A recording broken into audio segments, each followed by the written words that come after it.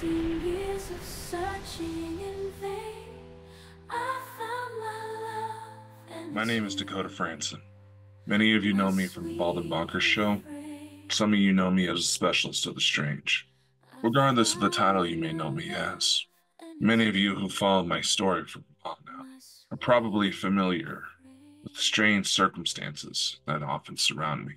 These are no exaggerations on my part, regardless of what you may believe.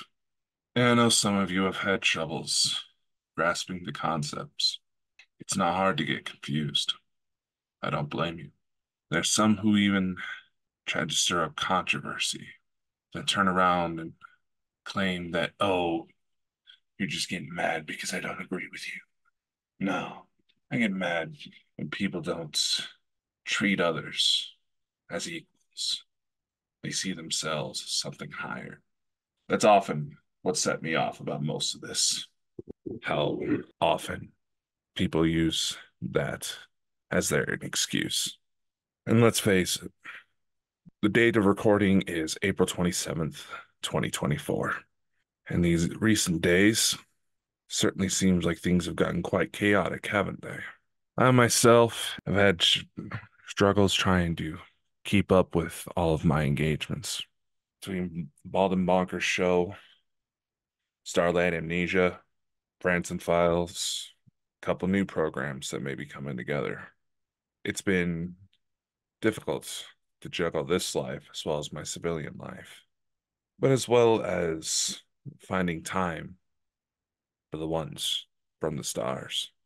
For those of you who have followed my journey for a while, you know that there's building evidence to support that I have ties to outer space, to organizations known as the Galactic Federation of Worlds.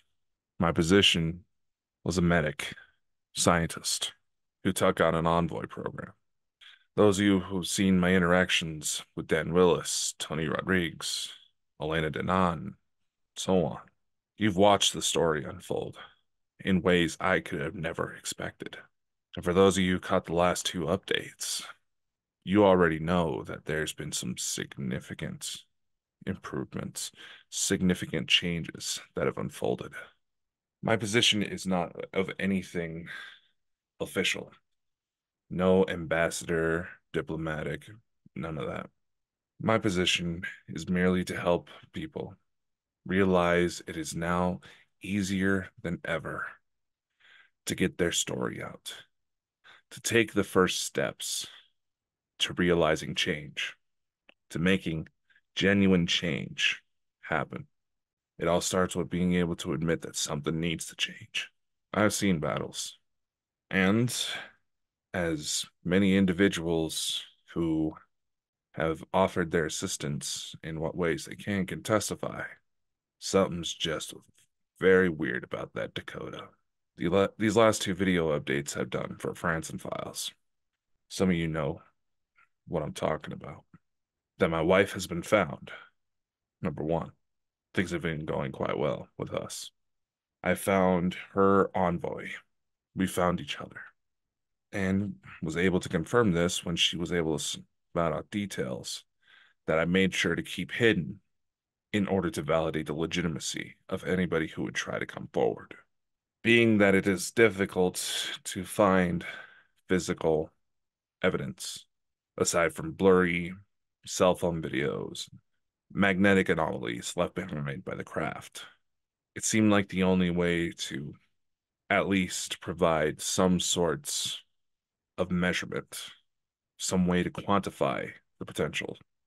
And my God, I could have never expected this to happen. Of all the ways I imagined this story playing out, this was not one of them. I'm not complaining. I'll say it right here. I feel like I've fallen in love again with someone I fell in love with as a child. That's how it truly feels. But as this revelation came forward, a couple other different ways to test things also transpired. And those were stories I would like to share with you today, as one of them actually has an update that happened literally within 48 hours of this recording. Don't worry, When I say don't worry, know that I am okay. It's hard not to get tied up into the emotions of this adventure. And I know there's a few of you who have gotten intimidated by some of the more horrifying details I've shared. This isn't going to be one of those stories. As much as I believe we must share the darkness to understand what is out there, to understand why the light came to be, let's face it, there's already too much focus on negativity these days, and we can't let it consume us. We must learn to acknowledge it, embrace it even, realizing that that conflict is what allows us to change, to grow, to evolve, physically, mentally, spiritually. As much as it sucks, that's the truth.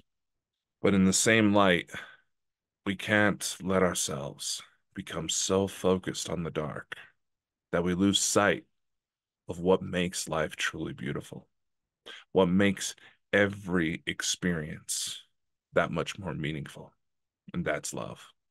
So it's only appropriate that this video be titled, Welcome to the Family. Blast off into the unknown, where the stars align, new seeds are sown. Open arms will welcome you in, a cosmic family. Let the journey begin. Through galaxies and nebulae we'll roam, exploring universes, making this place our home. No matter where you come from or who you are, in this celestial clan, we'll heal every scar. Come join our cosmic family. Across the cosmos, let's find harmony. Embracing differences, breaking boundaries. Together we'll write a cosmic symphony.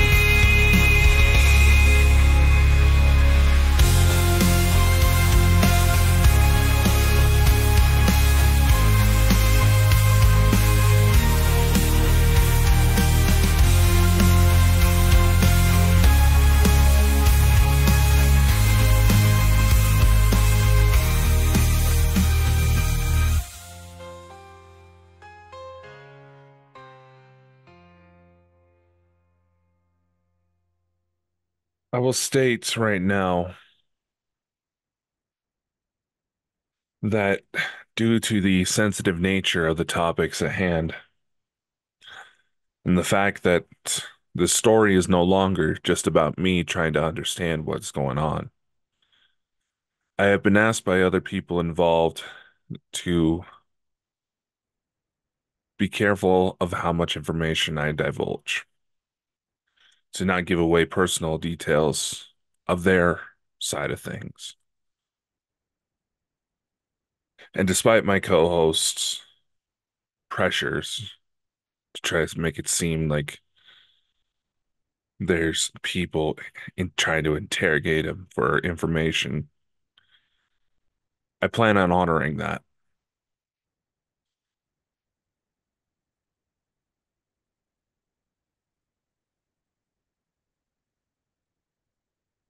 Because again, this is no longer just about me.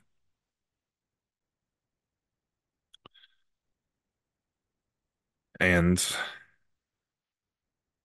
there's some matters that need to be sorted first to understand just how far this thing really goes. But what I can share with you is this. And I ask that the privacy of individuals involved be respected.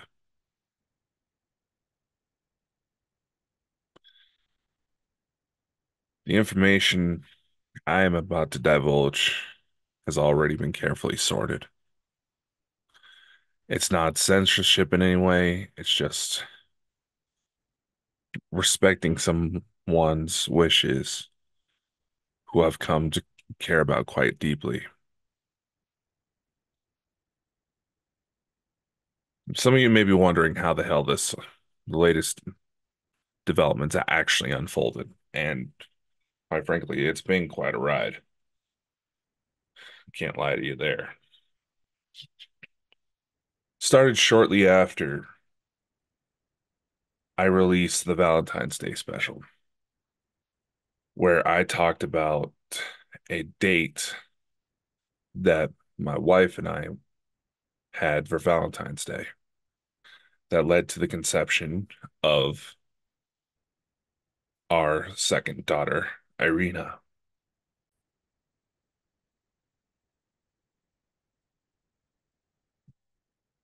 After this special aired, I was approached by the woman who kind of floated in the background a bit for a while.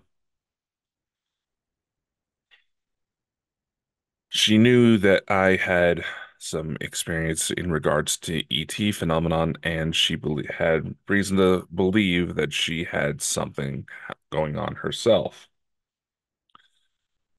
So she wanted to reach out to me to see what I thought, see what I could do to help her out.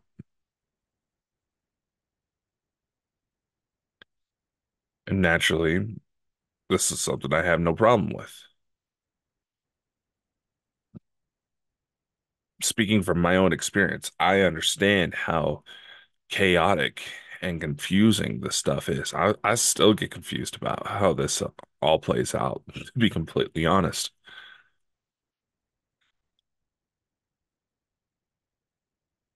And some people may be wondering, well, how do you know she's telling the truth? How do you know that there isn't something else going on? Well, quite frankly, I had to take that risk. Yes, there's individuals out there who have proven to have malintentions. Some that were sitting in my inner circle, even at various points. That if they continue on that path, I will have to deal with them. But I digress. Just in how this woman presented herself,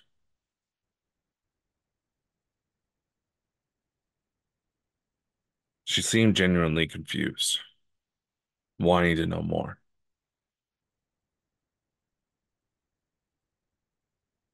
And as with a majority of psychics,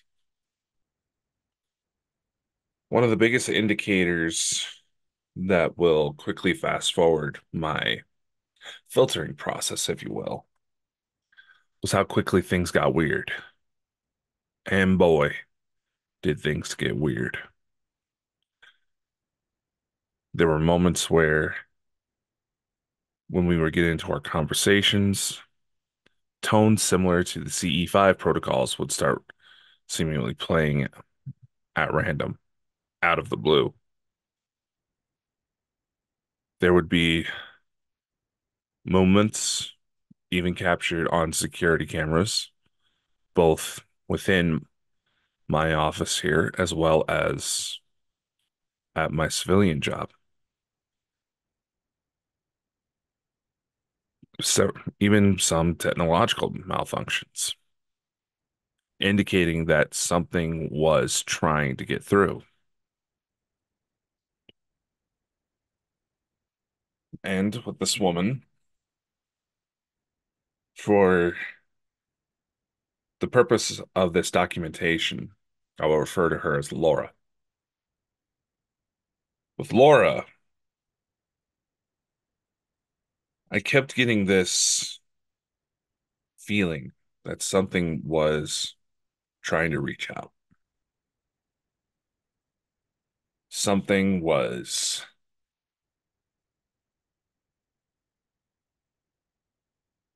wanting to speak with her, but it was nervous about how she may react. It was not sure how to move forward. The sensations felt familiar. like I knew it from somewhere, but wasn't exactly in the right mindset to zone in on it. Civilian job's been kind of pushing me lately to where I haven't had much time to really relax. But nevertheless, when I started to notice these things a little bit more frequently, especially when I was in the middle of a conversation with Laura, either through text, sometimes through phone call, it would always start picking up right then and there. So again, the quickest indicator that somebody has a legitimate situation on their hands, if things are starting to get real weird real fast. Thankfully, early on, she expressed that she was actually rather open-minded to supernatural concepts. So I advised her to find some way to get herself calm, relax, light some candles, she's got crystals lying around, something that would help her put her into a meditative state. Just something to get herself relaxed and say, come on in. Don't be shy. And something just flew past me right about here. I'm gonna check that in post. Huh. Anyway,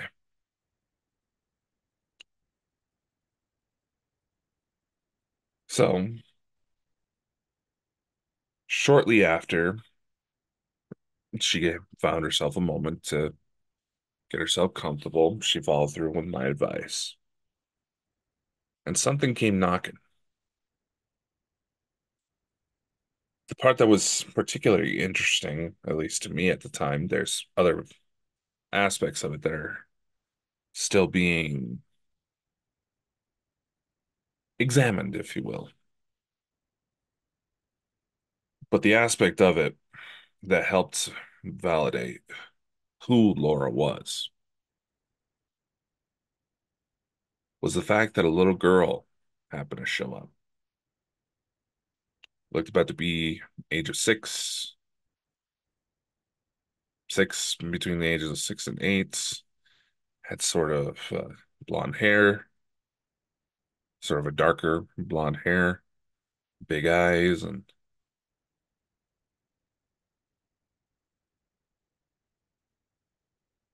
once a little bit more conversation happened to where I was able to establish rapport with Laura, establish trust. She revealed to me that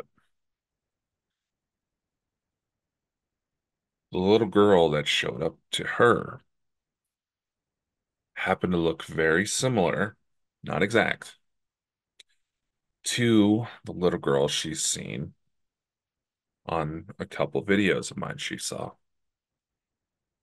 My daughter, Olivia,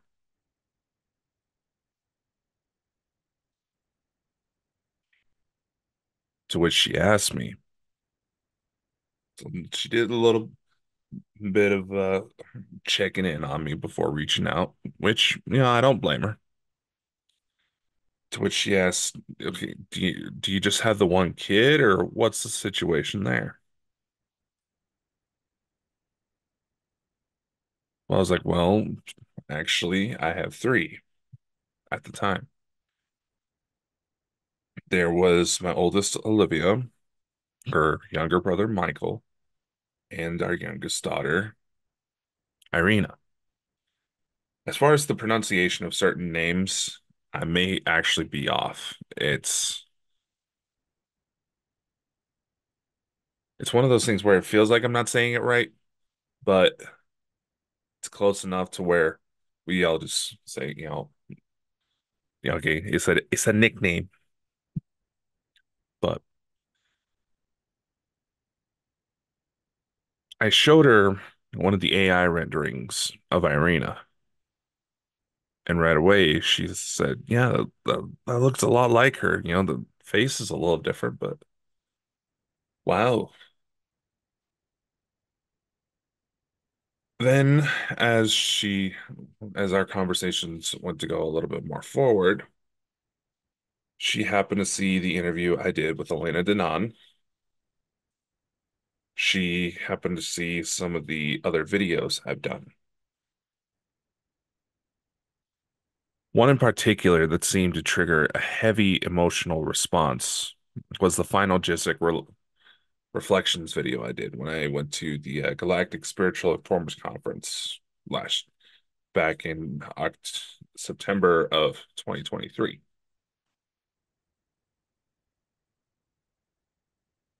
Basically, the short version was that she almost got a little annoyed with me with how I was speaking. And it was right around when I mentioned in that video that my son had come to visit me while I was at JISIC and told me that due to diplomatic relations improving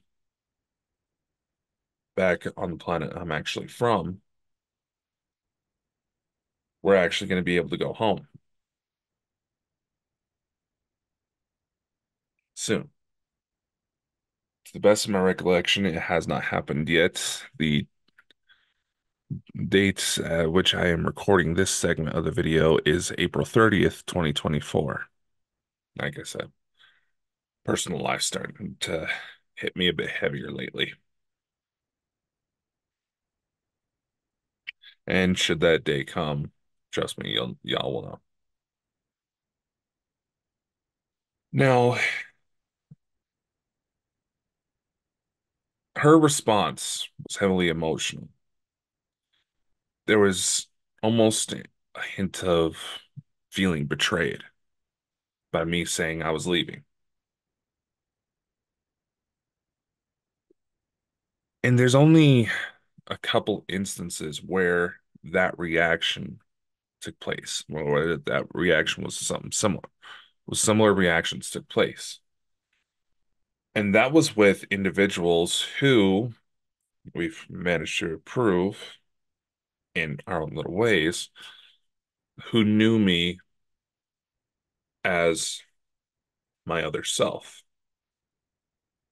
medical officer with the Galactic Federation of Worlds at Larian. Then so after I explained to her, outside, in retrospect, I realized the way that video was worded, especially with how emotional I got, it could be misconstrued as a coded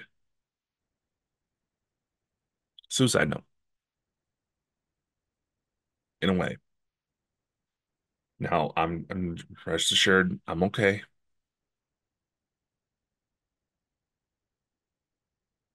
but this entire experience for me has been rather emotional.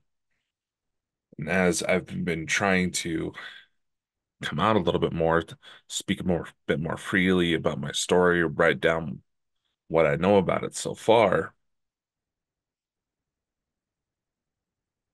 some of the backlash I've gotten just because of how the communities are out there, I'll admit, kind of set me off.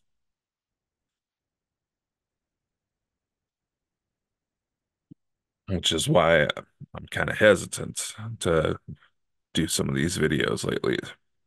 And especially where now, again, like I said, the story is no longer just my own. What happens now, moving forward, affects others much more intimately than just simple, you know, you guys watching and maybe it triggers something down the line.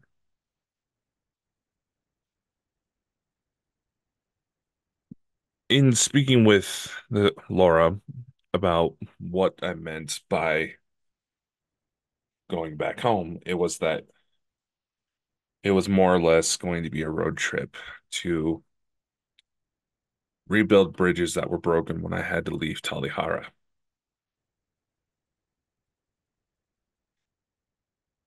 And it was my son who has taken up a pilot position with the Galactic Federation of Worlds. In fact, he may be some of the alleged Nordics that have been helping out with world militaries with piloting UFO craft.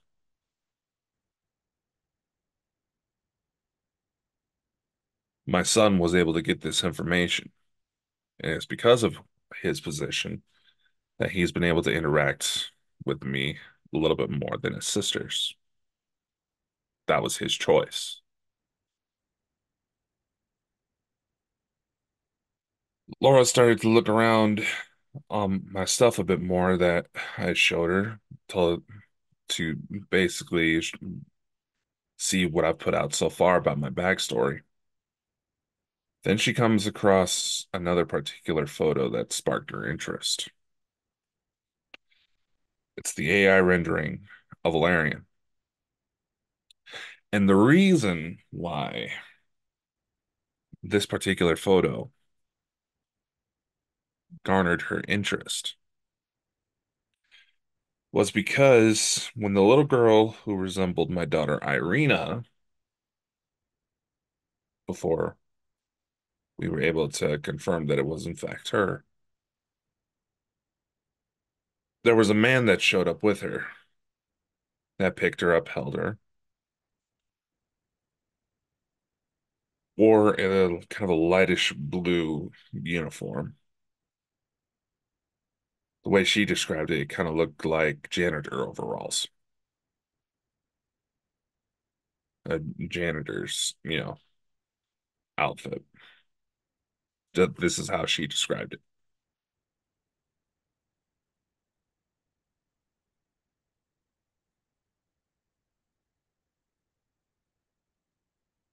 You asked me who that was, and it's like, well, that was me in another, in the lifetime that I left to become Dakota and will likely return back to once Dakota passes on.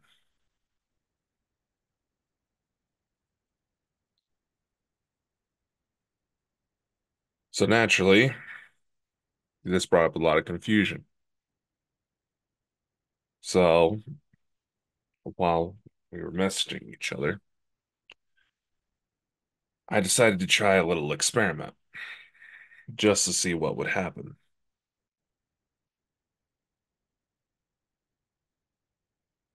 The first experiment we tried was the artificial intelligence renderings.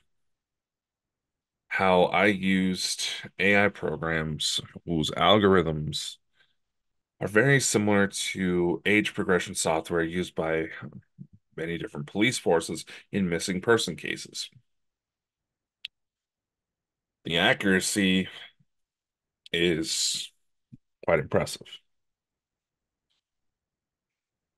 So with this, I asked her, I don't want to tell you exactly how I'm going to do it yet, but would you be open to trying a little experiment, letting me run things how I need to? I'll show you exactly how I did it once it's done, but are you okay following through with a little experiment? And she's like, sure, absolutely. Let me know what you need from me. I just needed, I just needed you're okay. You're go ahead. So using the screen recorder function on my phone, I ran both our photos through this software and had it run the algorithm that would predict what our daughter may look like. Got the result, saved it, sent it over. And I simply said, by any chance, Does this image look like the little girl you saw? And she said, and to which she said, yeah, I was like, chin's a little different and the eyes are a little off, but yeah, that's like that's her. I was like, okay, I'm gonna just remember you said yes to this experiment. I showed her the video of the entire process, what I did to try to replicate it as much as possible. So seeing that I used my picture as the father, her picture as the mother, and that's how it resulted. I tried to reassure her because she was quite nervous, still is in some ways, about what everything implied. And naturally, and naturally so. How can you blame her? Finding out you've been dealing with aliens all your life is one thing. Finding out you've had kids with aliens is another thing entirely. So I reassured her at the time with what we had gathered so far. It's like, don't fret. Right now, this does all this means is that that little girl's parents happen to look a lot like us. Then I explained that one of my theories when it came to like star seeds and perhaps reincarnation as a whole is that people who are reincarnated, the physical bodies they take on may actually have a physical resemblance, almost like a distant familial resemblance. And from the cases I've looked at so far, where it was clearly obvious that that soul has been through multiple bodies, that's held fairly true. Once you, in some cases, you didn't quite see it yet clearly until you saw like side by side photos, but that theory's held pretty strong. That it's not, sometimes it's a little bit stronger than others. I mean, that just depends on the genetics of that individual themselves. So fast forward a little bit. Laura and I start becoming a little bit more personal in our conversations, and essentially we start dating. Come to about, what was it? This was back in March 4th of 2024.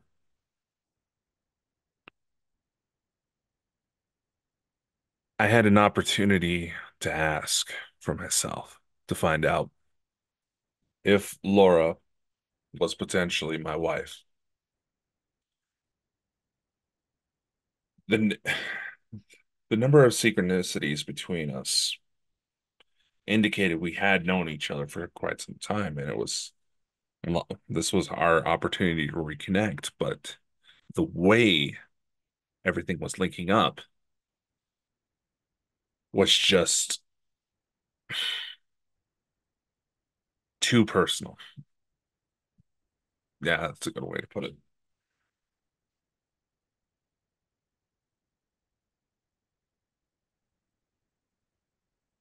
So, March, the morning of March 4th,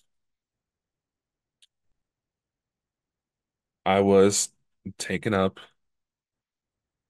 and brought to sort of this scenic garden area. The area seemed very similar to some of the more rural areas here in Idaho, but the plants just looked a bit weird.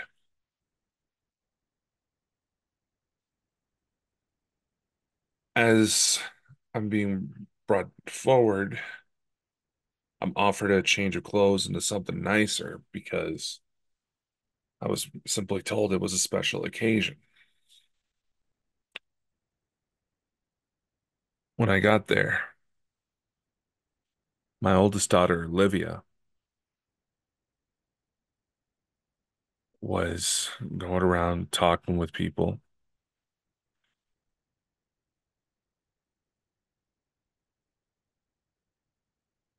This location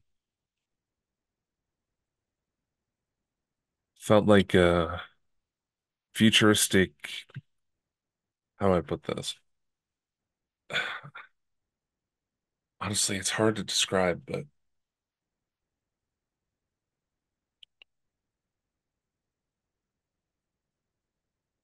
there was sort of an outdoor gazebo looking thing. It was very sleek in design.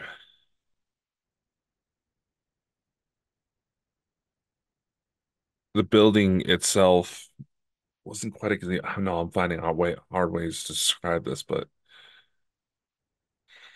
to be honest with you, I've been lacking on some of my recall practices, and the venue wasn't what I was focused on. I do remember it was sort of an open air venue, meaning that there was a roof, all that, but the sounds of nature were able to tie in with the event. There was several people there dressed up in what looked like their equivalent of like suits and ties and wedding dresses and stuff like that. The first person I find was my oldest daughter, Olivia, and the dress she was in, she just glimmered. She was looked almost pure, angelic white. And the second I saw her, I honestly started crying. She looked beautiful. She comes up to me, gives me a hug, says, "Daddy, I'm glad you made it." It's like, of course I would come.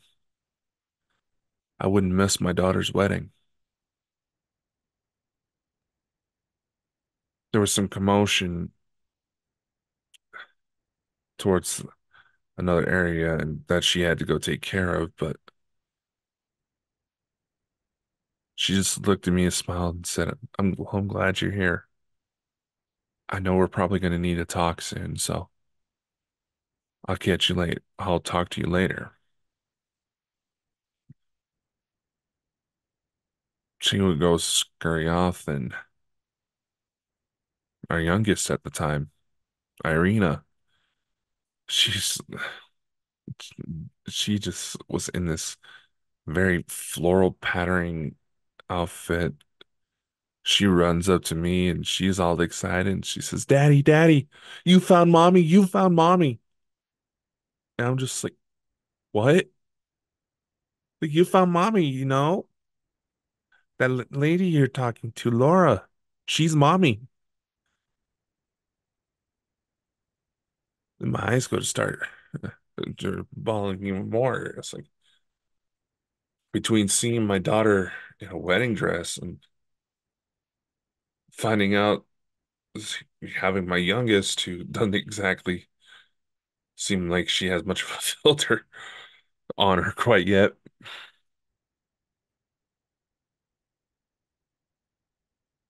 The emotions just, it was hard not to get lost in them.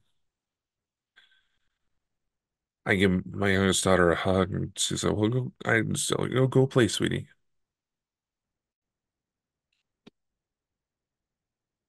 Then my wife shows herself.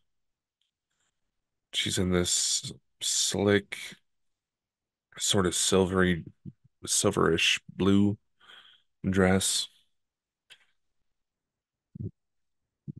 hugged her curves perfectly. And I was just like, I just give her a hug, I pull her in for a kiss, and just It had been a while since I've had a chance to physically see her, and she was emotional too.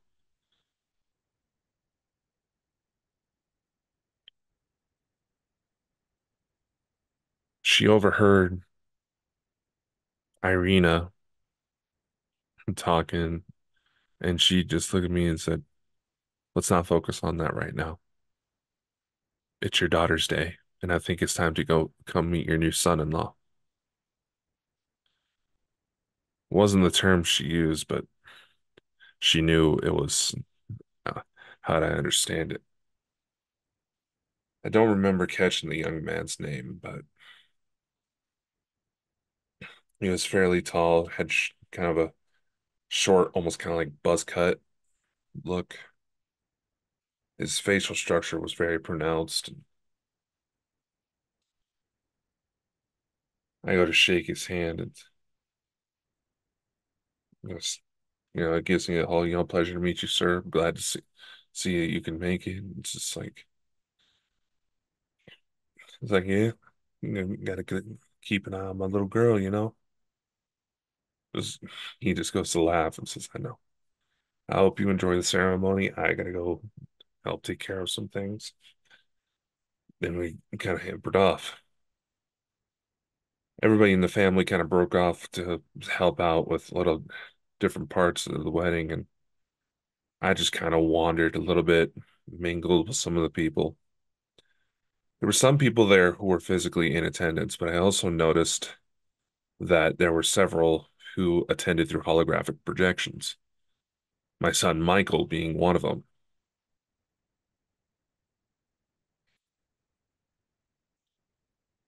I catch him and we have a nice little chat. He asked me how I'm doing with everything. He said, "Oh, I'm hanging in there, man." I asked him, I was like, "Yeah, how's your job going?" And it's like, it's keeping me busy. I don't have any updates yet on going to Taliara if you're going to ask. It's like, you know what?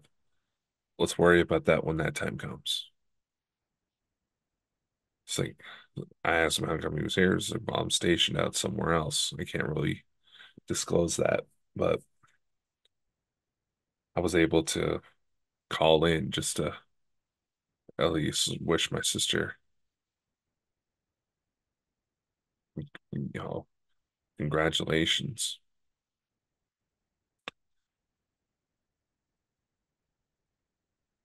Next thing I remember, we were all sitting down for the ceremony, and I could hear music playing in the air. It was sort of this classical tone, and nearly everybody in the room felt like swaying along to the song. Olivia and her now husband, they sat back to back as the officiants, if you will, started to recite some words in Tali. The exact translation I can't recall at this point, but essentially, from a mind's eye perspective, you could see the energies of everyone in the room sort of coming together to help strengthen the bond between the couple. And that helped link their souls together. I'm describing this as best as I can. I'll fully admit I may have a couple details wrong, but this is what I remember.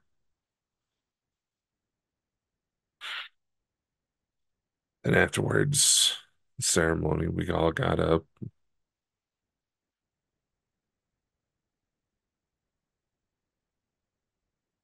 Olivia was just, her eyes were just so filled with tears. Seeing my girls cry, but I knew she was happy.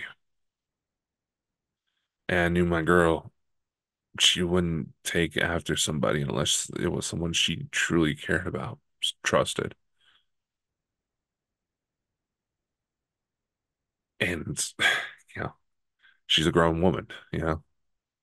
I may be her father, but I'll still be there for her regardless. But she has her own life to live now. And there came a point where it was time for the father-daughter dance. I made sure to hold her as tight as I could without choking her. She realized she could feel what was coming off of me, everything from Laura to the wedding. It's just, she asked me if I was okay, and she's like, you know what? I just looked at her and said, you know what? Never better. I know what's going on. I heard about what's going on, Dad. You know, you can't fool me. So I just, I told her, it's like, I know, sweetie. I know. I wanted to thank you for everything. She said, don't thank me yet. Remember what I said. Mommy's going to need you soon, and that time's coming. She's going to need your help to understand what's going on and handle some of the things, some of the changes that may be coming her way. I took a deep breath and looked at her and said, I know, sweetie. Anything you can tell me now so I could be ready? She just smiles and just says, just love her like you always have. Everything will figure itself out. I kissed my daughter on the forehead, and when the dance comes to an end, I start to make my way around the room to spend time with the women in my life. And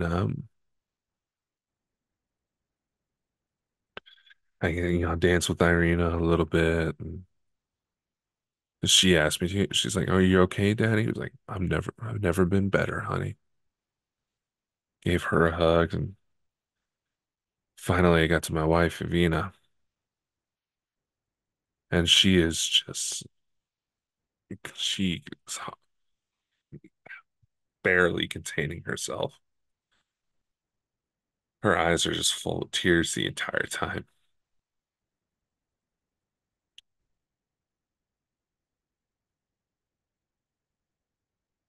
And then it was time for our turn to dance. And there was a little tension in the air, the kind you would get from knowing that something is about to be said, but not really sure how to say it. I tried to break the ice, just saying, "How you holding up?" She just looked at me and said, "No, our baby girl's growing up." Then I asked her about Olivia's husband. She laughed and said, "Don't worry. He reminds me a lot of you." And it's like, I was like, all right, good. I'm not gonna have to kick his ass later.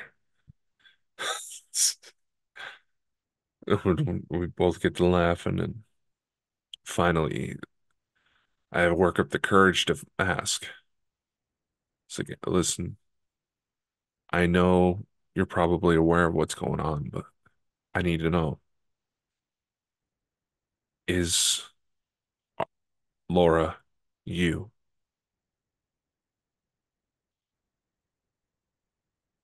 She pauses as we dance.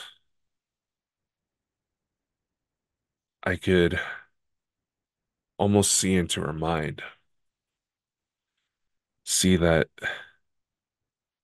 I could feel the confusion that she felt, I could see bits of conversations that Laura and I have had and think we still have yet to have. She finally just looks up to me.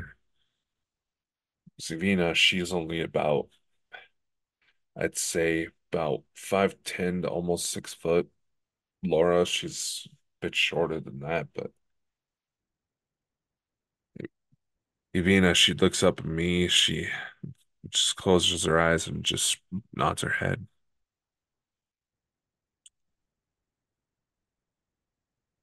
And that's all I needed to know. There was a million other questions I had, but I knew there was only so much she could physically tell me. So I tried to lead the last little bit of questioning to this question and this question only. It's like I asked her, "Is there anything I need to know?" She just looks at me, gives me this smile, and just says, "Be patient and show her you who you are." That's all it'll take. There weren't any more words. The next thing I know, I'm I'm just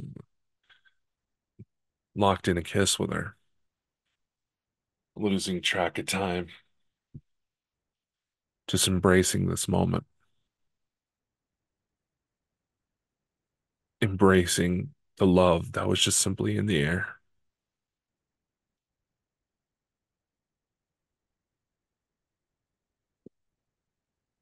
Then it finally came to where it was time for me to go. My escort, it was another male subject. I don't recall a lot of details on him since Dakota. It's time to get ready to go back, and I just looked at her towards Irina and said, "Shall we take a little walk?" She nods, and we start to leave the venue. We leave this building, for lack of a better word, and start to walk down this sort of forested path. I notice that Ivina starts to fall back behind me a little bit. I look back just to, kind of check on her, make sure she's okay. And the next thing I notice is that Ivina's image seemed like it was superimposed over Laura.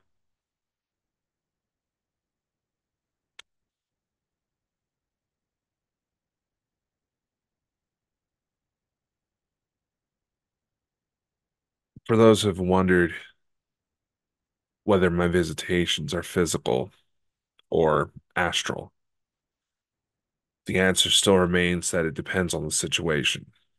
It's both.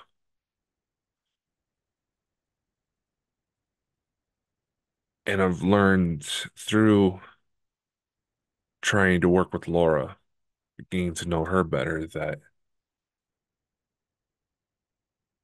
the majority of the visits have been within an astral sort of form, astral ethereal form.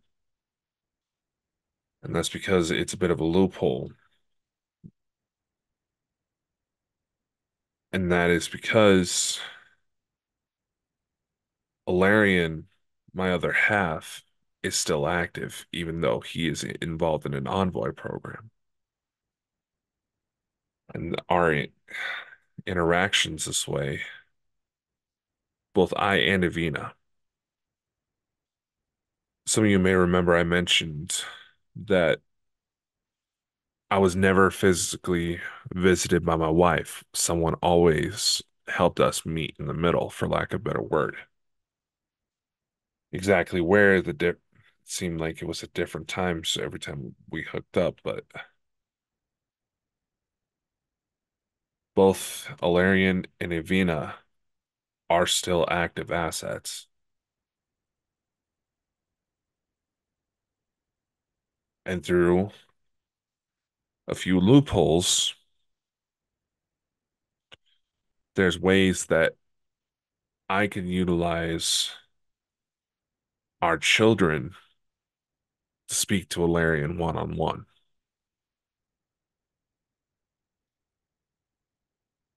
And as Laura and I start to get closer,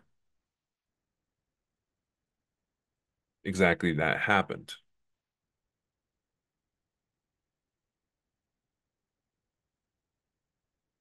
Came to the point where emotions got the better of us, and Michael especially helped kind of check in on everybody. And it was through Michael's implants that I realized that he was in the same room as Alarian. Alarian could sense that I was seeing him and said that, and simply just looked at me and said, "Now you see why we fell in love, don't you?" I just looked back at him and said, "Yeah, I know." But the interactions haven't stopped because, as I've also mentioned,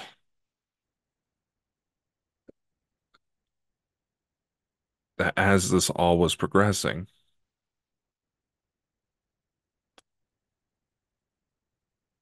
there's another child, another baby girl who was born officially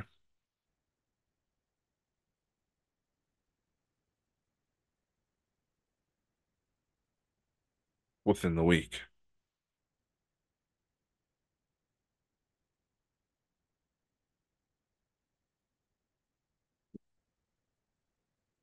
Some of you may have caught the Bald and Bonkers show where I revealed it.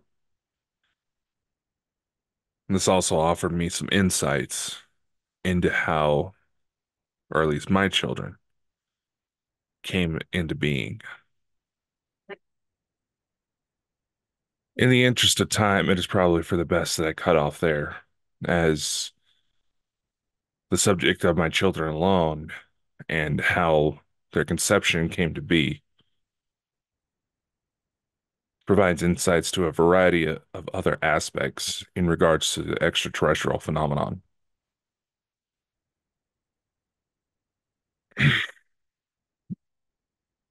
It's it's been an experience, to say the least. I've hinted at a couple of things that make my situation a bit more unique.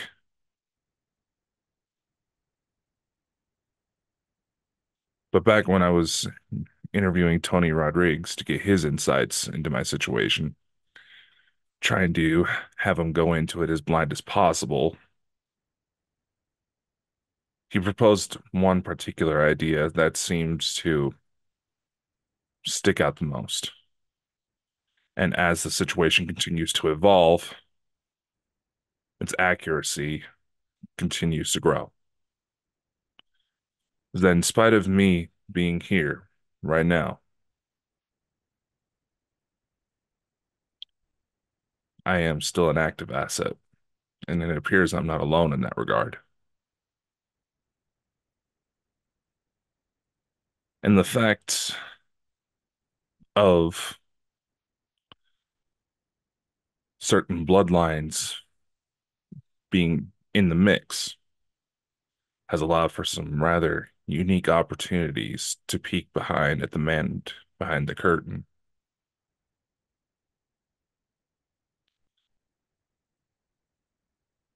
And it would probably be best to put that all in a separate video. My name is Dakota Frandsen. I am the specialist of the strange. If you think this story is complete, you'd be wrong. Together we'll write our cosmic I'll see you next time. symphony.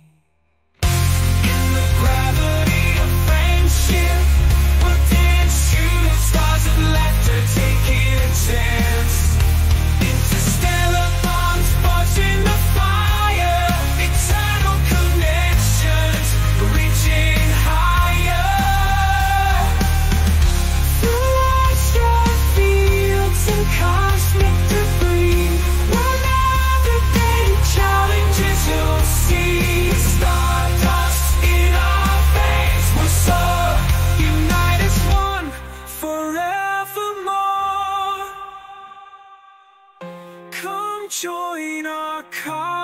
family. Across the cosmos, let's find harmony. Embracing differences, breaking boundaries. Together we'll write our cosmic symphony. In the vastness of space we stand strong, a constellation of love where we belong. New horizons, endless possibility. Welcome to our cosmic family, eternally.